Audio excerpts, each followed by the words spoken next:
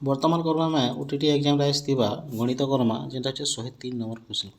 question कही if the ratio of the areas of two triangle is equal to the ratio of their base then what is the ratio of their corresponding height बोलछे okay दुईटा त्रिभुज अच्छे so दुईटा त्रिभुजर काଣା कही जे बेज थिबा बेज बेले जार भूमि थिबा से समान रेशियो है तो तांकर हाइट मनकर रेशियो केते हेबा बोली कहूछ ओके तो गोटे त्रिभुजर मन कर गोटे त्रिभुजर क्षेत्रफल फर्मूला काଣା है हाफ इंटू भूमि इंटू उच्चता बी एच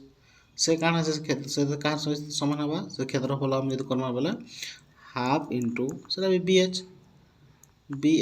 एच बेले से एच टू धर यहाँ एच वन तो बी भूमि भूमि तो समान कटिज